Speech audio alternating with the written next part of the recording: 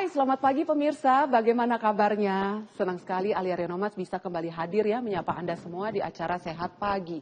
Pada hari ini pemirsa, kita ini memperingati Hari Ginjal Sedunia pemirsa.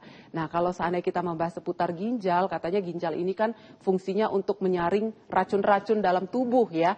Jadi apalagi kalau seandainya Anda mungkin ada menderita gagal ginjal nih. Di bulan puasa Ramadan ini kira-kira boleh nggak ya untuk melaksanakan ibadah puasa? Aman nggak ya untuk kondisi ginjalnya pemirsa? Karena seperti kita tahu, kalau seandainya berpuasa berarti tubuh dalam waktu 12-13 jam ini tidak boleh kemasukan cairan sama sekali. Tidak boleh masuk makanan juga. Nah, bagaimana dengan pasien atau penderita gagal ginjal, pemirsa? Pada pagi hari ini kita sama-sama akan membahas seputar puasa pada pasien gagal ginjal. Sudah hadir bersama dengan saya, ini dokternya hits banget ya. Udah follow-followan lama gitu ya di Instagram. Akhirnya, alhamdulillah ya hari ini ketemu langsung dengan orangnya. Ada Dr. Raden Ajeng Adaninggar PN, spesialis penyakit dalam, subspesialis ginjal dan hipertensi yang biasa kita sapa dengan Dr. Ning. Selamat pagi Dr. Ning. Pagi Mbak Alia. Bagaimana kabarnya dok? Alhamdulillah baik. Alhamdulillah baik. Merupakan satu kehormatan loh dok bisa ketemu sama Dr. Ning secara langsung. Akhirnya ketemu. Akhirnya Aku juga follow Mbak Alia selama ini. Karena selama ini follow Dr. Ning itu kontennya luar biasa aktif sekali dan akhirnya sekarang kita ketemu ya pemirsa. Dr. Ning, kita pada pagi hari ini kan akan membahas seputar puasa pada pasien gagal ginjal. Seperti kita tahu kalau seandainya ginjal itu kan fungsinya untuk menyaring racun ya dok ya dalam tubuh, betul ya? Benar. Nah sementara kalau seandainya pada pasien gagal ginjal untuk berpuasa, pertanyaan saya yang pertama dulu deh, boleh atau tidak bagi mereka yang gagal ginjal ini untuk melaksanakan ibadah puasa dokter? Oke. Mungkin kalau hitam dan putih nggak bisa Mbak Alia. Karena gagal ginjal itu ada spektrumnya. Jadi gagal ginjal yang stadiumnya tuh ada kayak stadium-stadium penyakit yang lain ya. Jadi ada stadium 1 sampai 5. Jadi ada stadium, semakin tinggi stadium dari gagal ginjal itu akan semakin berat. Oke. Nah, tapi ini konteksnya adalah gagal ginjal kronik Mbak Alia. Jadi sebenarnya tuh ada gagal ginjal yang sifatnya akut dan kronik. Tapi kalau akut jelas nggak boleh puasa, karena akut itu pasti sedang ada kondisi yang berat. Misalnya dia sedang di rumah sakit, sedang di ICU, itu gagal ginjal yang sifatnya akut. Itu jelas nggak boleh puasa ya. Tapi kalau gagal ginjal kronik itu adalah kondisi gagal ginjal yang sifatnya perlahan, orangnya pun masih bisa beraktivitas, nggak di rumah sakit. Ya sehari-hari kita ketemu mungkin salah satu orang yang kita temui itu dia menderita gagal ginjal kronik. Dan stadiumnya ada 1 sampai 5. Nah, di antara stadium itu ada yang boleh puasa, ada yang enggak. Gitu. Ini kan ada stadiumnya 1 sampai 5 ya dok ya. Itu dari stadium itu ada yang boleh puasa, ada yang tidak. Ini untuk kasus gagal ginjal kronik. Apa sih dok yang membedakan stadium 1 sampai dengan 5 untuk kasus gagal ginjal kronik ini dokter Ning? Ya, jadi gagal ginjal kronik itu dibagi 5 stadium berdasarkan 2 kriteria. Yang pertama, berapa persen sih ginjal itu berfungsi sisanya. Jadi kalau bahasa awam tuh fungsi ginjalnya tinggal berapa persen gitu ya. Itu dengan pemeriksaan yang namanya perkiraan laju filtrasi glomerulus atau kalau di lab itu namanya pemeriksaan estimated glomerular filtration rate atau EGFR. Nah, itu semakin rendah itu akan stadiumnya semakin tinggi. Kita membaginya yang paling tinggi itu 90, normalnya itu 90 ke atas, lalu turun lagi 60 sampai 90 itu stadium 2, lalu 30 sampai 60 itu stadium 3, 15 sampai 30 itu stadium 4 dan kurang dari 15 itu stadium 5. Itu dalam kalau orang awamnya bacanya ginjalnya tinggal 15%, berarti itu stadium 5. Ginjalnya tinggal 35%, berarti stadium 3. Itu satu kriteria. Kriteria berikutnya ada tidaknya kebocoran atau kebocoran ginjal. Ada ya istilah orang awam ginjal bocor gitu. Nah, ini yang bocor apa? Yang bocor itu adalah protein. Jadi protein itu nggak boleh sebenarnya kita buang lewat ginjal karena protein itu diperlukan sekali oleh tubuh. Jadi secara normal protein itu tidak boleh ada di dalam kencing seseorang.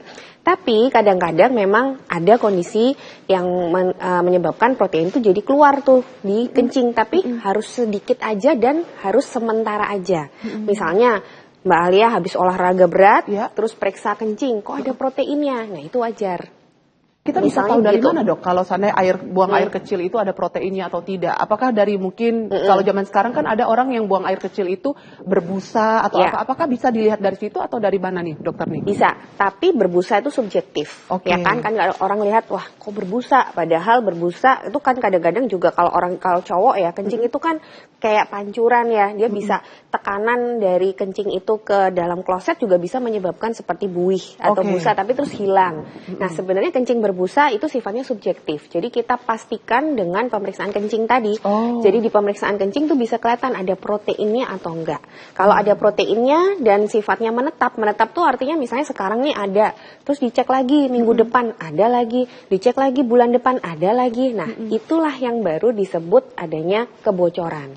Tapi kalau cuma sekali nih, nah itu mungkin ada faktor-faktor tadi. Mungkin dia pada saat periksa habis olahraga berat. Ya. Atau pada saat periksa 12 jam sebelumnya dia mungkin habis makan barbekyuan gitu ya. Nah, itu juga bisa tuh. Atau dia sedang dalam kondisi demam. Intinya ada peningkatan aliran darah ke ginjal, maka protein itu bisa bocor. Tapi kalau sifatnya sementara, itu normal. Nah, untuk gagal ginjal kronik tadi, itu kebocoran dari protein ini menjadi salah satu kriteria selain penurunan dari fungsi ginjal tadi. Jadi semakin berat kebocoran proteinnya, dia juga stadiumnya semakin tinggi. Oke. Gitu. Dan ini bisa dikatakan seperti penyakit ginjalnya bocor itu ya, Dok ya? Iya. Karena memang proteinnya ini dikeluarkan lewat buang air kecil itu. Iya. Padahal sebenarnya Nggak protein boleh. itu nggak boleh Nggak boleh. seperti itu. Dan kalau seandainya ini dikeluarkan dalam berulang kali, Berulang kali dan menetap ya. Menetap. Terus seperti itu berarti memang baru bocor beneran Bocor gitu. beneran. Bocor beneran. Gagal. Kalau cuma sekali-kali kayak tadi ada beberapa kondisi itu nggak apa-apa. Nggak Itu apa-apa. namanya protein urea yang sifatnya transien atau sementara. Nah, itu nggak masalah, tidak dikategorikan sebagai gagal ginjal. tapi kalau seandainya ginjal bocor ini apakah sama dengan gagal ginjal atau tidak nih, Dokter Ning? Ya, jadi kriteria gagal ginjal kronik tadi dua. Jadi penurunan laju filtrasi tadi itu Iya. atau kita sebut berapa persen fungsi ginjal fungsinya. itu ditambah dengan kebocoran protein tadi. Jadi ada dua kriteria. Jadi kalau ada dua-duanya bisa kita lihat atau bisa kita hitung dia tuh stadium berapa. Oh, dari situ akhirnya Yes. bisa ketahuan ini kira-kira stadium berapa nih untuk gagal ginjalnya. Baru nanti dari situ dokter akan menganalisa dan mengeluarkan konklusi apakah boleh untuk berpuasa atau tidak. Ya. Begitu ya, Dok ya? betul. Baik kalau begitu. Pemirsa di rumah silakan yang ingin berkonsultasi langsung dengan Dokter Ning. Ini dokternya hits banget loh pemirsa. Silakan ya yang ingin berkonsultasi langsung seputar berpuasa pada penderita gagal ginjal. Nah, silakan yang ingin berkonsultasi bisa via WhatsApp. Untuk nomornya sudah tertera di layar kaca Anda. Pemirsa, jangan lupa untuk selalu cantumkan nama, usia Anda, dan juga lokasi Anda di mana. Kami jeda sejenak pemirsa, jangan kemana-mana. Kami akan segera kembali sesaat lagi.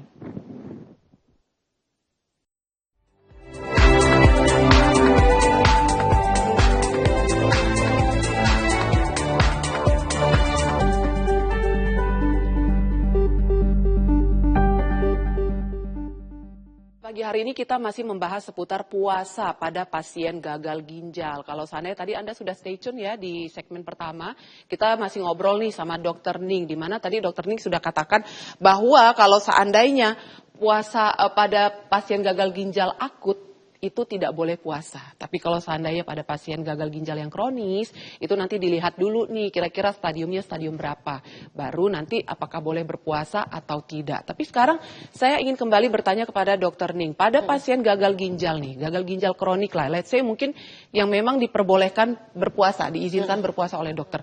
Apa sih sebenarnya efek berpuasa itu pada mereka gitu, Dok? Bagaimana sih sebenarnya kondisi ginjal pada pasien gagal ginjal itu yang melaksanakan ibadah puasa, Dok?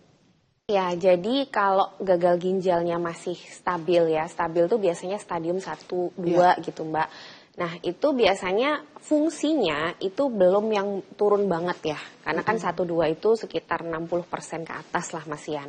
Nah itu biasanya belum ada gangguan seperti gangguan keseimbangan air atau gangguan keseimbangan elektrolit, gangguan keseimbangan asam basa di dalam tubuh itu belum terjadi, atau kalaupun terjadi itu ringan.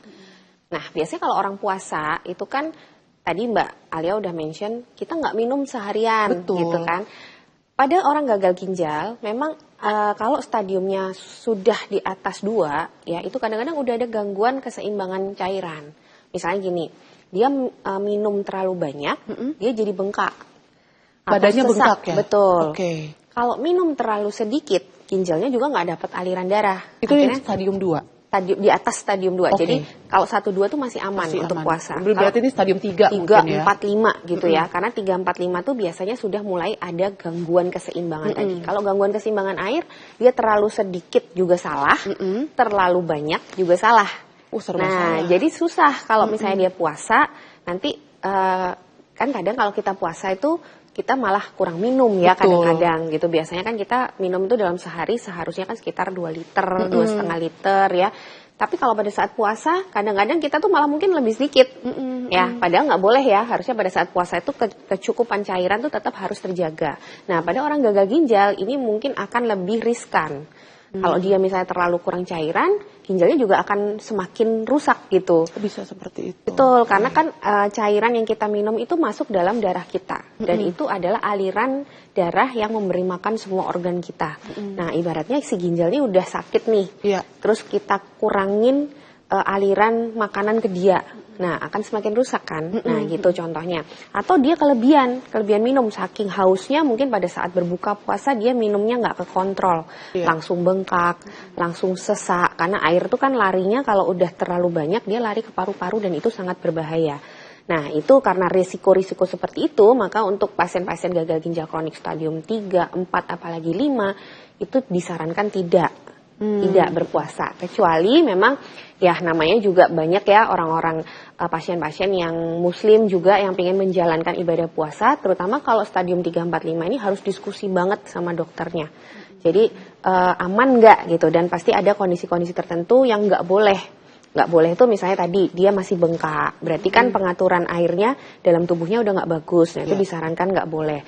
Atau dia mengalami mual muntah, biasanya orang dengan gagal ginjal itu salah satunya tadi yang Mbak Alia bilang, kan kemampuan ginjal itu salah satunya adalah menyaring racun. Betul. Nah, jadi kalau itu rusak tuh saringannya, racunnya nggak bisa keluar. Jadi kayak si orang itu keracunan terus, dia akan mual, muntah.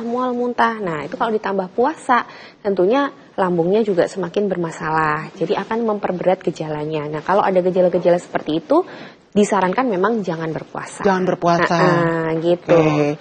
Itu sih sekilas. Tapi kalau seandainya pada pasien yang stadium 1 dan 2, dok, itu berarti mereka tidak ada merasakan rasa mual dan efek ingin muntah ya dok ya?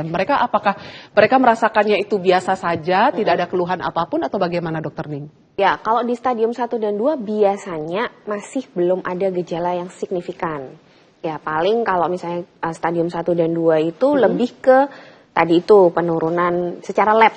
Secara lab ya, hasil lab ya? Secara lab. Tapi kalau keluhan yang dirasakan pasien kebanyakan belum ada. Jadi kayak cairan dia boleh seperti kita orang normal, jadi belum ada pembatasan gitu karena dia belum bengkak, dia kapasitas produksi kencingnya masih normal, jadi dia nggak perlu dibatesin minumnya berapa. Kan orang kalau mikir wah ini udah gagal ginjal minumnya harus dibatesin. Nah sebetulnya tidak selalu ya, tergantung tadi dia stadium berapa dan apakah sudah ada gangguan keseimbangan air, misalnya dia udah bengkak. Kalau udah bengkak memang kita harus batasin. Tapi kalau belum ada itu semua ya bebas kayak kita biasanya. Jadi produk air yang boleh diminum pada orang-orang stadium 1 dan 2 itu sama dengan kita yang orang normal. Oh sama aja? Sama, sekitar 30 ml per kilogram berat badan per hari. Ya itu jadi boleh juga pada stadium 1-2. Makanya yang paling aman menjalankan ibadah puasa sebenarnya yang gagal ginjal kronik masih stadium 1 dan 2. Itu yang paling aman. Selebihnya kalau itu sebaiknya konsultasi dokter dulu. Betul, harus diskusi benar-benar nih. Jangan sampai malah berbahaya ya. Padahal kita juga kan umat muslim kalau puasa sebenarnya kan Tuhan itu tidak memaksa ya, bahkan untuk orang yang sakit sebenarnya tidak berpuasa itu tidak masalah gitu. Dok, tapi kalau seandainya bagi pasien gagal ginjal kan biasanya mereka sudah mengalami atau mendapatkan treatment hemodialisis ya, atau cuci darah itu ya dok ya. Nah kalau seandainya pada pasien gagal ginjal ini biasanya mereka di stadium berapa baru akan mendapatkan treatment cuci darah itu dok? Oke, ya jadi cuci darah pun itu bisa dilakukan pada kondisi gagal ginjal akut tadi Mbak, atau gagal ginjal kronik. Kalau pada gagal ginjal akut tuh berapapun stadiumnya bisa menjalankan cuci darah karena untuk life saving, untuk penyelamatan jiwa. Biasanya pasien-pasien di ICU yang kondisinya berat, itu dia tiba-tiba ginjalnya itu istilah kita shutdown. Jadi tiba-tiba mungkin 2 hari yang lalu masih normal, hari ini tiba-tiba nggak bisa bekerja. Nah itu kita bisa mengalihkan sementara si ginjal yang sakit itu ke mesin, menggunakan mesin cuci darah sementara sampai ginjalnya itu membaik. Itu pada gagal ginjal akut. Kalau pada gagal ginjal kronik yang sifatnya perlahan tadi, sebenarnya hemodialisis atau cuci darah itu menjadi salah satu terapi pengganti ginjal pada gagal ginjal kronik stadium 5, Mbak.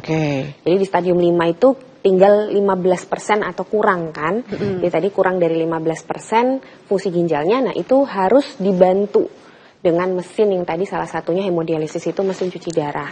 Sebenarnya untuk terapi pengganti ginjal itu tidak hanya hemodialisis. Ada lagi, Dok? Ada lagi. Jadi ada kalau hemodialisis itu cuci darahnya menggunakan mesin tertentu gitu ya di rumah sakit. Ada juga cuci darah menggunakan selaput perut si pasien. Pernah lihat nggak ada orang punya bawa kantong gitu ya? Kolostomi gitu, Dok? Bukan kolostomi, ini kantongnya ya? Lebih gede. Jadi untuk cuci darah juga. Jadi dia mencuci lewat situ, namanya peritoneal dialisis.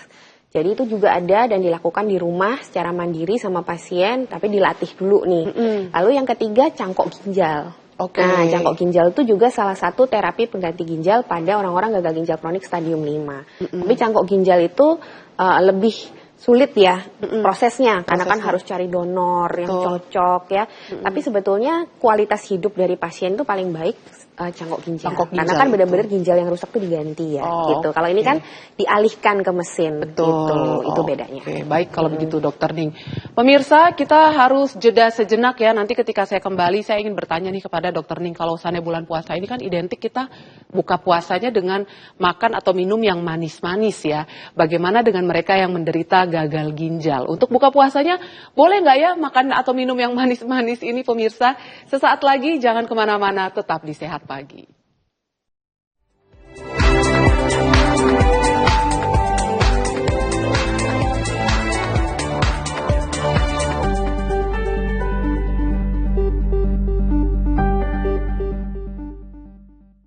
Kalau seandainya saya bertanya kepada Anda pemirsa, makanan atau minuman untuk buka puasa Anda itu apa sih biasanya ya?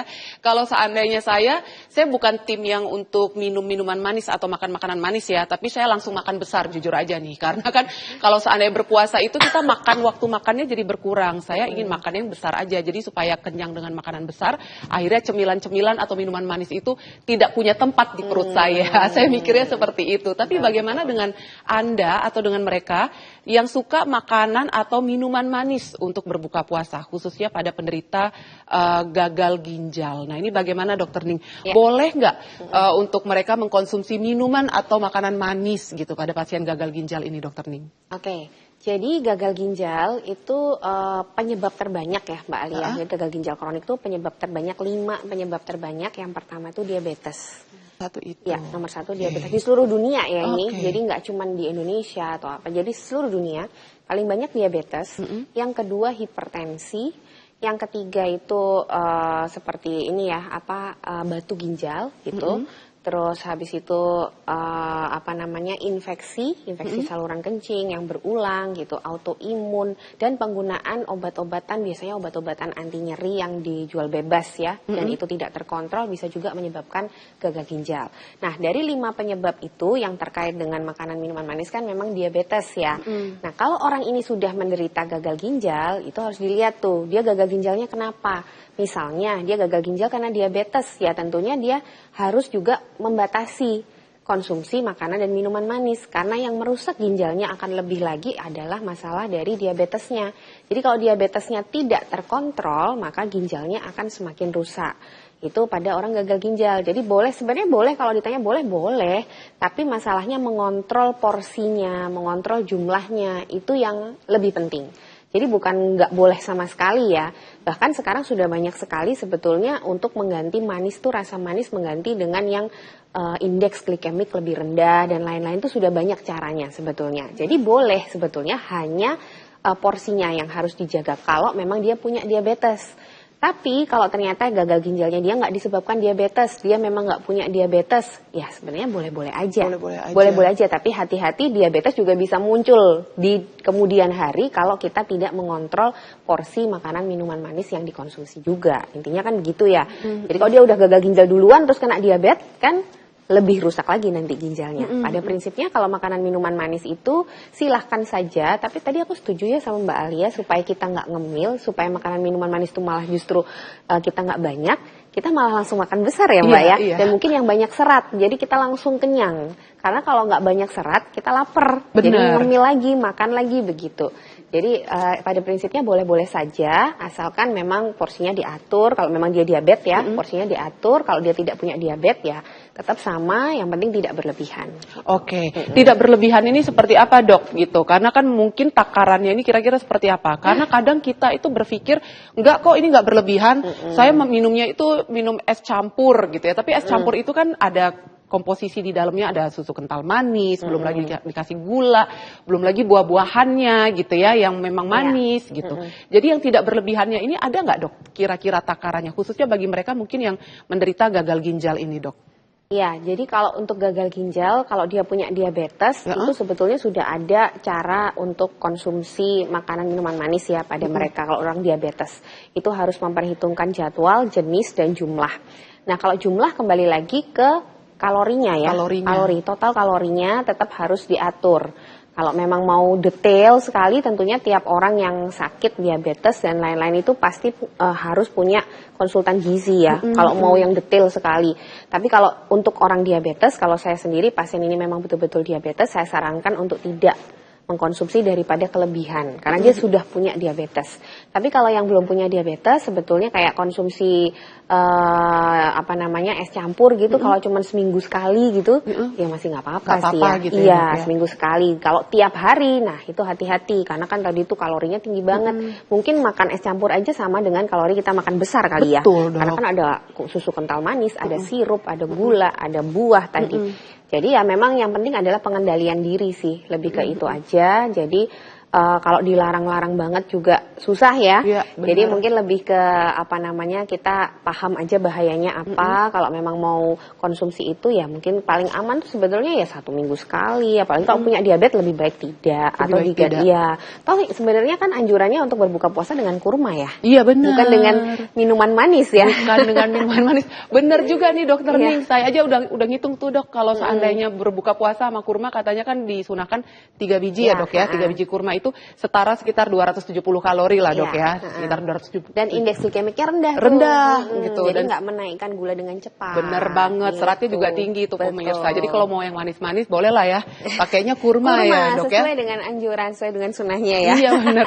Dok, tapi kalau seandainya bagi mereka penderita gagal ginjal itu yang di stadium 1 dan 2, itu sebenarnya bisa nggak ya dok ya disembuhkan atau mungkin posisi, maksudnya ginjalnya ini diperbaiki gitu ya, seperti semula bisa nggak dok?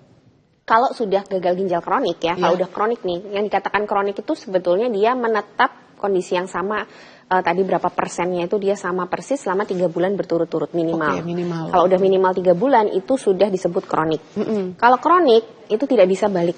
Maksudnya kalau dia stadium 2 dia nggak bisa ke stadium 1. Tapi kalau akut tadi bisa. Karena akut tuh tiba-tiba dia jelek. Mungkin kalau dihitung tuh seolah-olah tinggal 10% gitu ginjalnya. Tapi kalau dia membaik setelah semua penyakit akutnya teratasi, bisa normal lagi.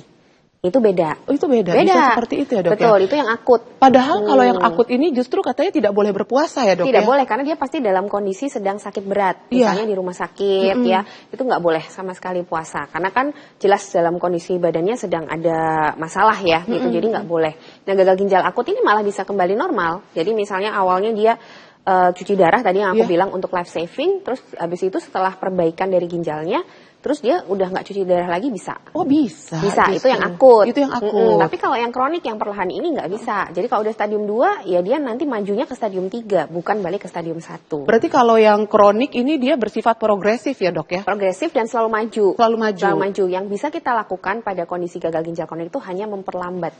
Jadi stadium 1 ke stadium 2, paling nggak berapa puluh tahun baru naik gitu loh. Itu yang bisa kita lakukan memperlambat. Tapi kalau untuk mengembalikan dia dari 2 ke 1 tuh nggak bisa. Berarti mana yang lebih berbahaya? Akut atau kronik nih dokter? Ya, dua-duanya ya. Jangan sampai ya. Jangan sampai. Karena kadang-kadang ada juga kondisi dia udah kronik, kena akut.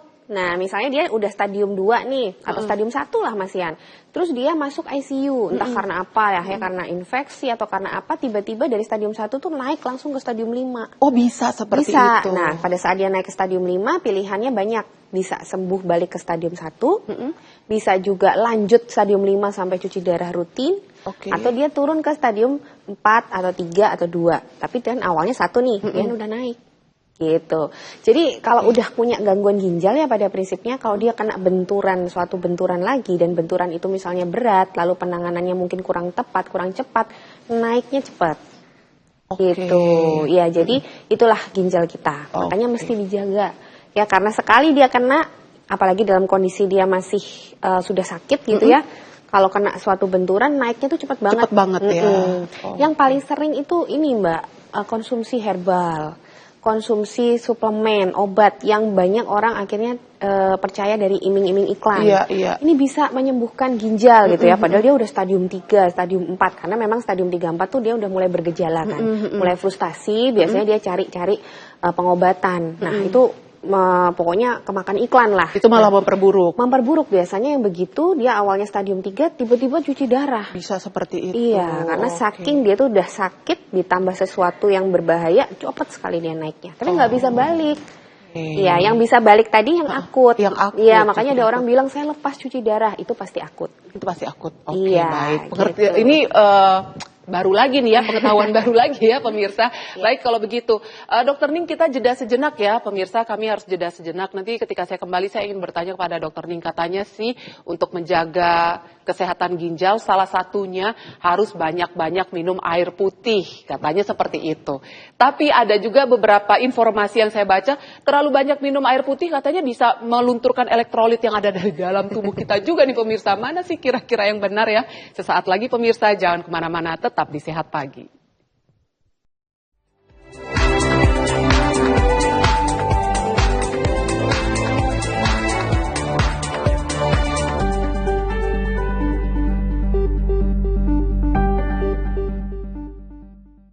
Minum air putih yang banyak biar ginjalnya itu sehat. Ya kan sering ya pemirsa dengar kata-kata seperti itu, betul atau tidak ya kira-kira untuk minum air putih yang banyak ini bisa untuk ginjal yang sehat.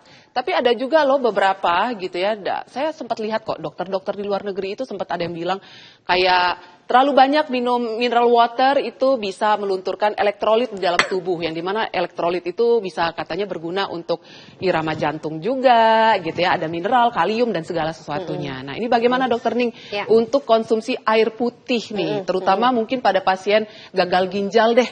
Mereka ini ada takarannya nggak sih dok untuk minum air putihnya? Katanya minum air putih yang banyak nih supaya ginjalnya sehat. Itu bagaimana dok? Ya, jadi mungkin sebelum ngomongin ke gagal ginjal pada orang normal ya. Betul. Orang normal itu sangat membutuhkan cairan. Tadi kita udah bahas. Jadi kebutuhan air dalam sehari itu sekitar 30 ml per kilogram berat badan per hari. Itu minimal, Mbak. Minimal. Itu dianggap yang memenuhi kebutuhan metabolisme kita dan lain-lain. Kalau kita misalnya keringetan banyak atau diare-diare banyak, nah itu juga harus nambah. Jadi 30 ml per kilogram berat badan per hari itu minimal. Nanti ada kondisi-kondisi yang harus lebih dari itu. Memang kenapa sih kok kita butuh ya, artinya harus cukup gitu. Karena itu tadi, cairan itu adalah komposisi terbanyak dari darah kita. Atau kita lah orang dewasa tuh 70% terdiri dari cairan kan tubuh kita. Kalau kekurangan itu aliran darah nggak bisa ngalir ke organ-organ tubuh. Semuanya nggak cuma ginjal ya. Memang ginjal termasuk yang terdampak karena setiap hari itu sekitar 25% pompa jantung, darah yang dipompa oleh jantung itu selalu ke ginjal. Karena kan dia tempat penyaringan tadi kan, jadi 25% dari darah yang dipompa jantung itu ke ginjal semua. Jadi kalau berkurang darahnya, cairannya berkurang, ya akhirnya si ginjal tuh nggak dapat makan, nggak dapat aliran darah, nggak dapat oksigen lah gampangnya seperti itu. Akhirnya mudah untuk rusak, makanya dehidrasi itu adalah salah satu penyebab kerusakan ginjal juga dalam jangka panjang kalau dehidrasi itu berulang gitu. Jadi dehidrasi, dan itu yang paling mudah kita cegah sebenarnya kan, kita harus konsumsi air yang cukup sekitar 6-8 gelas per hari, itu dari hitungan 30 ml tadi. Nah pada orang gagal ginjal itu tadi yang stadium 1 dan 2, selama dia belum ada gangguan keseimbangan air tadi ya sama kita. Jadi sama kebutuhannya sekitar 30 ml per kilogram berat badan per hari. Tapi yang sudah stadium lebih tinggi, yang ada gangguan keseimbangan air, dia mulai bengkak, mulai sesak, itu memang harus dikurangi Mbak. Mungkin kurang dari 1 liter per hari dia boleh konsumsi air. Dan selain itu, dengan konsumsi cairan yang cukup, kita juga bisa mencegah batu ginjal. Nah, batu ginjal tuh juga banyak ya di masyarakat kita karena terkait pola makan. Kalau misalnya kurang air, terbentuk kristal di kencing kita. Ya, sama kayak kita misalnya bikin sirup. Kalau sirupnya terlalu banyak, airnya terlalu sedikit, jadi kental. Betul. Lama-lama mengkristal gitu. Sama kayak apa yang terjadi di dalam tubuh kita. Jadi kalau kekurangan pelarutnya, yaitu air, gampang sekali terbentuk kristal dari makanan-makanan kita. Makanan kita kan banyak mineralnya, ya Betul. kan? Gitu. Nah, sekarang tadi yang ditanyakan, kalau minum terlalu banyak gimana gitu kan? Minum terlalu banyak sebetulnya ada istilah water intoxication. Jadi keracunan air itu memang ada. Tapi seberapa banyak sih? Jadi yang dikatakan keracunan air itu kalau misalnya memang airnya itu sangat banyak sampai mengganggu keseimbangan natrium, Mbak. Jadi natrium itu di dalam tubuh kita adalah elektrolit yang paling dominan. Natrium itu Di dalam darah ya. Dalam Dalam darah tuh natrium tuh paling dominan. Dan natrium itu dia menyeimbangkan istilahnya kekentalan darah ya. Dalam istilah kekentalan darah kita itu ditentukan oleh kadar natrium dan air. Ya. Jadi harus seimbang. Kalau natriumnya lebih banyak, ini jadi lebih kental karena airnya lebih sedikit. Tapi kental tuh jangan dibayangin kental-kental kayak sirup ya. Iya. Ini istilah awam aja. Istilah Sebenarnya awam. kalau istilah kekentalan kedokterannya darah itu ya, Dok ya? ya osmolaritas. Kalau istilah kami itu osmolaritas ya. Gampangnya kekentalan aja. Tapi kalau misalnya air terlalu banyak, natriumnya jadi nggak seimbang, lebih sedikit. Akhirnya dia encer banget. Nah, apa yang terjadi kalau dia encer sekali, natriumnya rendah, ini si air yang ada kelebihan di darah ini bisa masuk ke dalam sel-sel, Mbak. Karena dia kan berusaha untuk balance, ya balance. Jadi antara darah dengan sel itu harus sama kadarnya. Jadi kalau air terlalu banyak, dia akan shifting masuk ke dalam sel. Akhirnya selnya bengkak-bengkak. Nah, itu kalau terjadi di otak, itu sangat berbahaya. Karena otak kita itu dibatasi oleh tempurung kepala yang udah nggak bisa mekar. Iya. Jadi kalau sel kita di dalam otak itu bengkak semua, itu akan menekan tengkorak akan menekan, akhirnya terjadi masalah. Jadi bisa kejang, bisa penurunan kesadaran, bisa stroke mendadak, bisa pecah pembuluh darah mendadak. Itu kalau terjadi intoksikasi air tadi. Jadi terlalu banyak air, akhirnya natriumnya yang turun. Dia switch ke sel tadi. Cuman kapan terjadi itu, nggak mungkin terjadi pada kita yang normal. Jadi jangan khawatir untuk kita yang normal-normal ini. Normal itu dalam arti normal secara fungsi otak, normal secara fungsi jantung, normal secara fungsi ginjal, tidak akan terjadi water intoxication. Karena tubuh kita tuh punya mekanisme ajaib. Nggak mungkin terjadi kelebihan. Jadi kalau ada yang kelebihan, dia akan punya kompensasi untuk menurunkan. Kalau ada yang kurang, dia punya kompensasi untuk menambah. Itu ajaibnya tubuh manusia. Jadi terjadi keracunan air hanya kalau ada gangguan di fungsi otak, fungsi jantung, dan fungsi ginjal. Oke. Gitu. Tapi kan air-air itu bisa dikeluarkan lewat buang air kecil. Itu benar nggak sih, Dok? Kalau seandainya kita banyak minum air putih, itu airnya keluar lewat Iya, itu makanya ya? kan kita harus punya fungsi otak yang normal, fungsi jantung yang normal, fungsi ginjal yang normal. Karena 3 organ ini saling berkomunikasi pada saat kita ingin mengeluarkan air atau elektrolit yang berlebihan. Jadi kalau ada yang berlebihan di dalam tubuh, airnya kebanyakan nih. Si otak itu akan memberikan sinyal pada ginjal, keluarin airnya, kebanyakan nih. Jantung juga sama, pompa biar dia banyak yang keluar ke ginjal.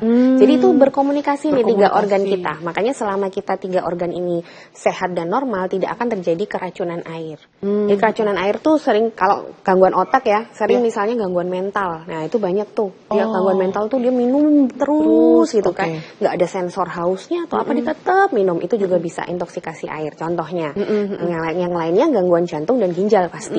Kalau udah ada itu bisa terjadi intoksikasi air yang aku tadi bilang bengkak, terus sesak itu pada orang ginjal, ya itu karena gangguan ginjalnya. Jadi 3 organ ini selama normal nggak akan terjadi. Oke, baik kalau begitu. Dokter Ning, kita jeda sejenak ya. Pemirsa, nanti ketika saya kembali, saya akan membacakan ya WhatsApp yang sudah masuk pada pagi hari ini. Tapi kayaknya kok tidak kasih nama ya, dan lokasinya nggak apa-apa. Nanti saya akan bacakan sesaat lagi pemirsa. Jangan kemana-mana, tetap di Sehat Pagi.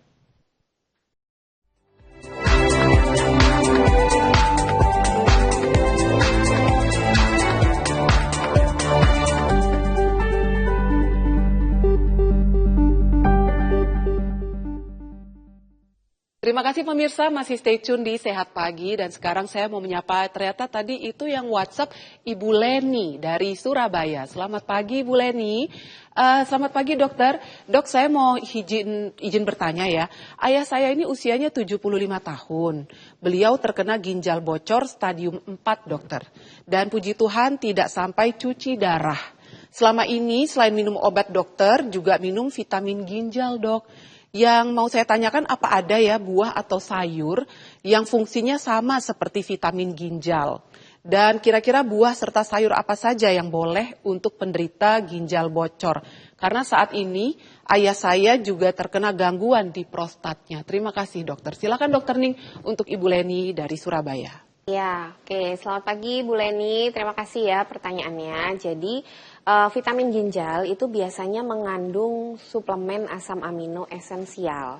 Jadi apa itu? Jadi asam amino esensial itu asam amino yang kalau diolah di dalam tubuh dia tidak menjadi sampah nitrogen gitu. Karena selama ini sampah protein kita yang berupa nitrogen itulah yang sulit dikeluarkan pada orang dengan gagal ginjal dan akhirnya meracuni orang tersebut gitu. Nah, suplemen ini yang dikatakan vitamin ginjal itu dia isinya asam amino esensial, jadi ibaratnya protein yang aman gitu. Kadang-kadang karena orang-orang dengan gagal ginjal itu akhirnya takut makan. Kalau dia takut makan, akhirnya malah kekurangan gizi, kekurangan protein. Nah, itu akan lebih berbahaya, karena kalau kekurangan protein, sudah ginjalnya bocor, proteinnya tambah turun, si orang ini akan mudah bengkak juga, misalnya seperti itu. Jadi, suplemen ini bisa menggantikan protein yang tadi ditakuti ya, karena memang banyak yang menjadi nitrogen. Nah, dia akan lebih aman dengan tidak dengan tetap kebutuhan protein itu tetap terjaga. Nah, itu sebenarnya esensi dari vitamin ginjal. Nah, sedangkan sayur dan buah itu sebetulnya wajib justru dimakan oleh orang-orang dengan gagal ginjal ya. Stadium berapapun, asalkan memang belum ada gangguan pembuangan dari kalium. Karena sayur dan buah itu kan tinggi kalium. Kenapa kalau harus dikurangi? Karena kalau misalnya kaliumnya dia udah tinggi nih, dia sudah ada gangguan masalah kaliumnya tinggi, itu akan berbahaya untuk jantungnya. Karena kalium yang sangat tinggi tiba-tiba bisa menyebabkan jantung itu berhenti tiba-tiba. Jadi harus diketahui dulu kondisi ayahnya bagaimana selama ini kaliumnya. Kalau kaliumnya masih normal-normal saja, artinya dia belum ada masalah di saringan kaliumnya, silahkan konsumsi sayur dan buah apapun ya. Kecuali belimbing ya Ibu. Kalau belimbing itu sudah banyak sekali laporan kasus dari jurnal, dari luar negeri, dari dalam negeri, dari Indonesia, itu bisa menyebabkan gagal ginjal secara akut. Jadi kalau udah ada gangguan ginjal, buah yang nggak boleh cuma belimbing. Ya, sedangkan yang lain itu tergantung kaliumnya tadi. Kalau kaliumnya agak tinggi gimana dok? Pilih buah-buahan yang kadar kaliumnya rendah. Misalnya pepaya, apel, anggur, pir, itu adalah buah-buahan yang kadar kaliumnya rendah. Jadi boleh dikonsumsi pada orang yang kaliumnya sudah agak tinggi. Tapi kalau kaliumnya masih normal-normal aja, bebas sebenarnya. Bebas. Dan sayur dan buah itu sangat penting tadi untuk serat ya, untuk menjaga daya tahan tubuh juga, untuk antioksidan. Terus dia juga sangat bermanfaat untuk orang yang hipertensi. Karena salah satu diet hipertensi yang utama justru adalah sayur dan buah. Karena dia bisa menurunkan tekanan darah secara alami. Ya, jadi boleh silahkan diskusikan dengan dokternya, dilihat kondisi ayahnya terutama kaliumnya kalau ini menyangkut sayur dan buah. Oke, baik Gitu kalau ya. begitu. Selanjutnya dokter Ning ada Ibu Widya dari Surabaya. Selamat pagi Bu Widya. Selamat pagi dokter dan Mbak Alia. Selamat pagi Bu. Saya ini sudah 5 tahun menderita diabetes. Ya, tapi akhir-akhir ini jika buang air kecil ada busanya nih dok. Apakah saya itu ada sakit ginjal ya dok ya? Usia saya 70 tahun ya dok ya. Saya diberitahu kadang penyakit ginjal di stadium 5 itu, tapi kan tidak bergejala, kadang seperti itu. Mohon petunjuk dok, gejala sakit ginjal dari awal itu seperti apa sih? Padahal tiap hari saya minum air putih 2 literan. Mohon petunjuk untuk mencegahnya, mengingat saya juga minum obat diabetes dan tensi dan juga kolesterol. Ya. Terima kasih. Silakan dokter Ning untuk Ibu Widya dari Surabaya. Ya, selamat pagi Bu Widya. Ya, jadi tadi diabetesnya 5 tahun ya. Kalau 5 tahun tadi seperti yang saya katakan memang salah satu komplikasi dari diabetes yang berlangsung lama, salah satunya adalah memang ke ginjal. Nah, ginjal itu tadi macam-macam stadiumnya sebenarnya ya. Gagal ginjal kroniknya bisa dari stadium 1 sampai stadium 5. Ini mesti diperiksa. Periksa secara lab karena kalau masih stadium awal 1 2 jarang sekali ada gejala. Kalau kencing berbusa itu tadi sudah kita bahas, itu sifatnya subjektif. Jadi untuk memastikan ya periksa aja kencingnya apakah betul ada kebocoran protein yang signifikan. Kalau memang ada ya berarti itu terkait dengan diabetesnya atau hipertensinya yang mungkin belum terkendali atau terkontrol dengan baik.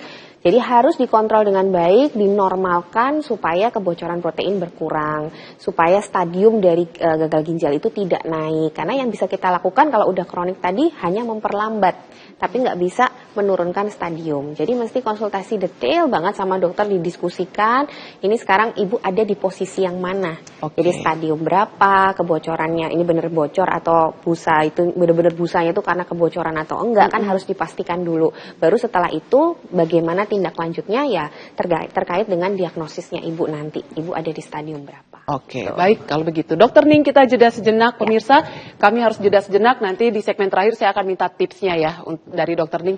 Tips untuk berpuasa pada pasien gagal ginjal. Sesaat lagi pemirsa, jangan kemana-mana, tetap di Sehat Pagi.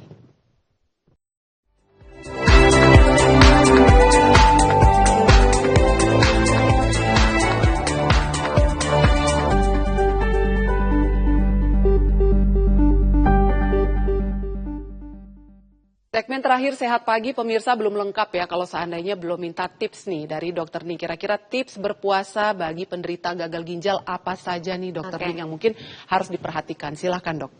Ya, jadi untuk para penderita gagal ginjal ya, yang penting harus tahu dulu nih kalian itu ada di stadium berapa tadi.